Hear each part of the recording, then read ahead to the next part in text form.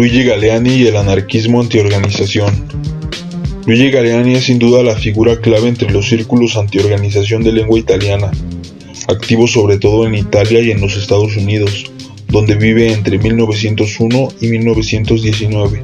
Orador y editor, llega a promover en torno a él una red solidaria de militantes dedicados a la acción directa y a la revuelta antiautoritaria, con un gran objetivo común: provocar una revolución social transnacional y permitir así a los explotados organizar una sociedad libre y comunista. La corriente antiorganización es mayoritaria entre los anarquistas italianos, al menos hasta finales de la primera década del siglo XX. Grandes diferencias separan a los antiorganización de los individualistas, que con frecuencia son confundidos. Estos últimos son influidos por las ideas de Max Stirner, a menudo mezcladas con influencias de Nietzsche. Más que por ambos, los fundamentos políticos de los antiorganización son, por el contrario, Bakunin, Kropotkin, Gori, Reclus, etc.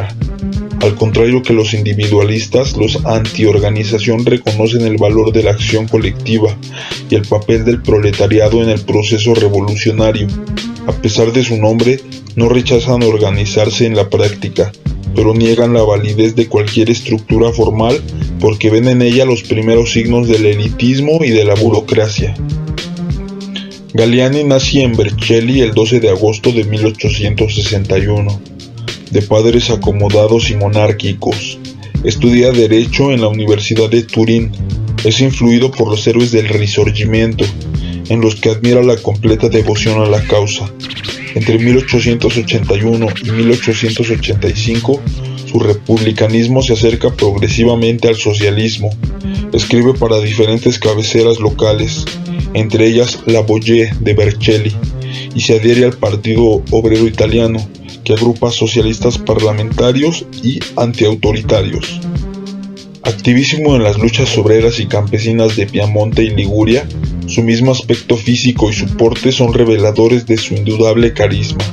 Discretamente alto, robusto, siempre vestido elegantemente, la mirada feroz y la barba en punta le hacen parecer severo, pero lo que más impresiona y preocupa a la policía es el hecho de que resulta un orador excepcional.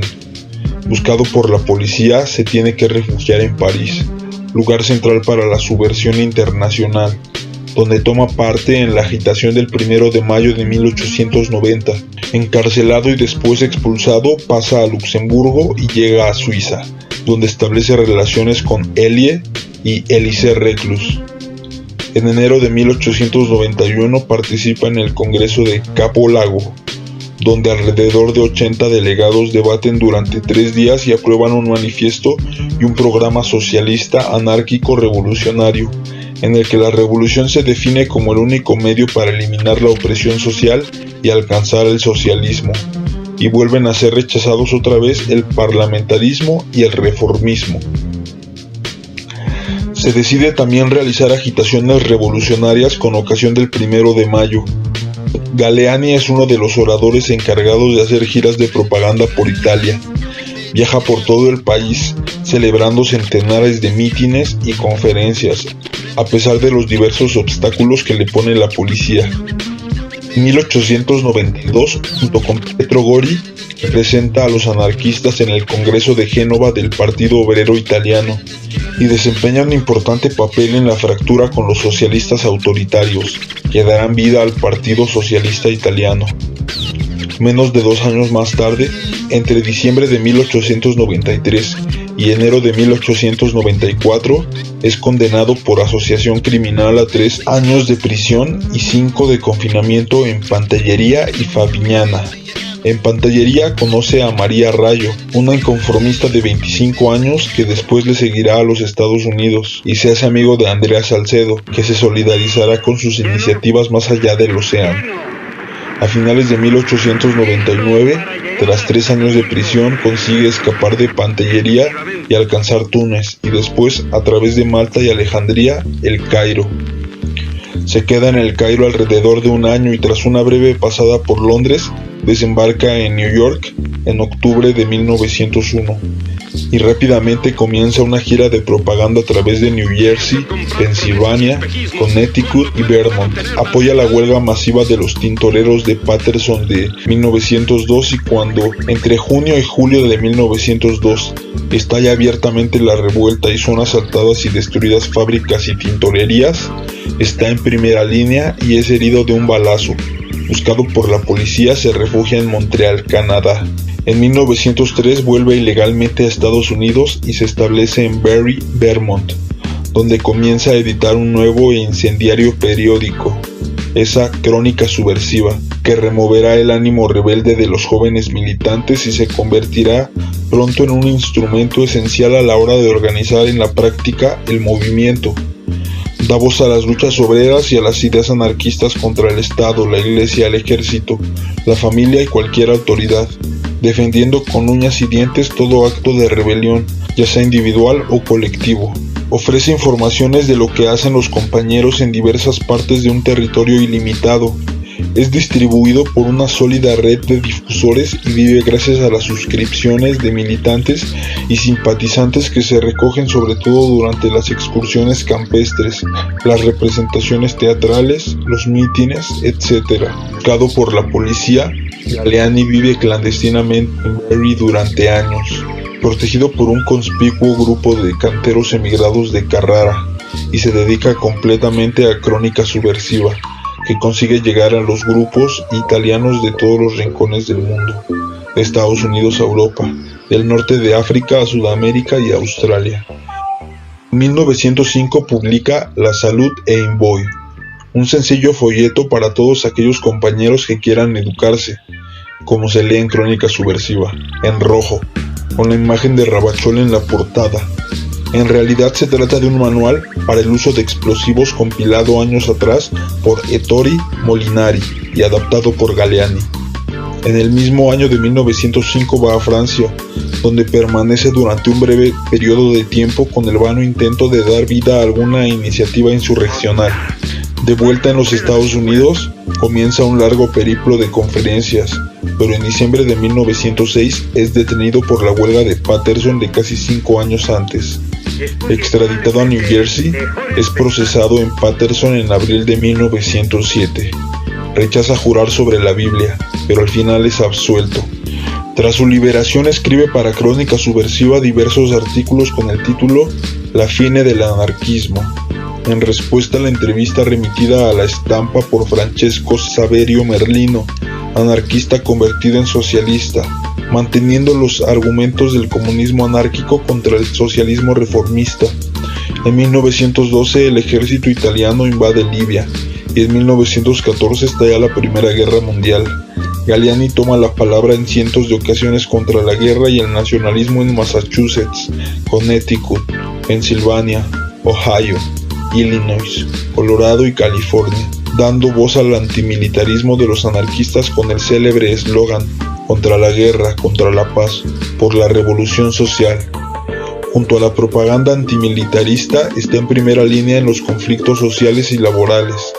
En estos años son extremadamente frecuentes y violentos, y se cuenta con una constante represión por obra de las diversas policías estatales, federales y privadas. Acaba de volver de un viaje de propaganda por East Pennsylvania para apoyar a los mineros en huelga cuando, en octubre de 1916, es detenido acusado de incitación a la rebelión. Puesto en libertad con una fianza de $10,000, comienza un nuevo periplo de conferencias en Michigan que le ocupa hasta final del año. La situación de los anarquistas se hace más crítica desde abril de 1917 en adelante, debido a la entrada de los Estados Unidos en la guerra, cuando el Congreso aprueba un decreto por el que se obliga a todos los hombres residentes en el suelo estadounidense a registrarse en mayo. Él escribe un artículo, Matricolati, sugiriendo a los compañeros evitar el registro, esto como el primer paso hacia el servicio militar obligatorio. La policía prohíbe la expedición postal de Crónica Subversiva y registra sus oficinas, cosa que hace también con la casa de Galleani, que es detenido con la acusación de conspirar contra el llamamiento a las armas y liberado bajo fianza, $10,000. Al final será multado con $300. Crónica Subversiva sigue difundiéndose, primero a través de un correo privado y después con medios propios, incluso en motocicleta. Las sedes de los grupos galeanistas, esparcidos por Norteamérica, son registradas más veces entre 1917 y 1918, y lo mismo ocurre nuevamente en las oficinas del periódico en febrero de 1918. El propio Galliani es detenido una vez más en mayo y nuevamente puesto en libertad. En julio las autoridades declaran ilegal Crónica Subversiva, del que sin embargo son impresos clandestinamente otros 2 números, cosa que también sucedió en esta época con otros periódicos anarquistas. Finalmente, en octubre de 1918 el Congreso vota la expulsión de todos aquellos extranjeros residentes que se definan anarquistas, y el 24 de julio del siguiente año Galliani es deportado a Italia, dejando atrás mujer y 5 hijos. En respuesta a su deportación, los compañeros emprenden una campaña nacional con la música de paquetes bomba, que son enviados a decenas de autoridades estadounidenses consideradas responsables de la represión contra el movimiento. Desembarcado en Génova, es detenido y liberado enseguida gracias a la presión de los trabajadores del puerto afiliados a la Federación de Trabajadores del Mar. El Bienio Rojo se halla en su cenit. Los militantes italianos le piden que se haga cargo de la redacción del nuevo diario del ámbito nacional, Humanità Nova, pero él lo rechaza. Se va a vivir a Vercelli y después a Turín, donde en febrero de 1920 comienza una nueva serie de Crónica Subversiva. Continúa colaborando con los compañeros de todas las tendencias, incluidos los partidarios de la organización, y mantiene siempre una excelente relación con Enrico Malatesta, a quien tiene mucha estima, aunque no ahorra críticas a la fundación de la Unión Anarquista Italiana con ocasión del Congreso de Bolonia en julio de 1920. Es obligado a volver a la clandestinidad, ya que la policía le busca por el contenido de algunos de sus artículos. Se presenta poco antes del comienzo del proceso y es condenado a 1 año y medio de prisión. Liberado en diciembre de 1923 a sus 64 años, sufre de diabetes y se dedica a rehacer sus artículos polémicos con Merlino y a completar la traducción italiana de las memorias de Clemente Duval, antes de ser nuevamente detenido por la policía de Mussolini y confinado en Lipari. Liberado en 1930, pero bajo estrecha vigilancia, es hospedado por los compañeros Pasquale Binassi y Selmira Peroni en Caprigliola, provincia de Massa, donde muere el 4 de noviembre de 1931. El Herético, G. Pimpino, El Bec, Mentana, Minin, con cualquiera de los seudónimos utilizados, Galliani siempre ha sido el mismo, coherente con una idea de anarquía ajena a cualquier compromiso, la determinación extrema con que ha defendido el propio anarquismo, su comportamiento ejemplar ante la autoridad, son elementos que han hecho de él un héroe para al menos 2 generaciones de anarquistas.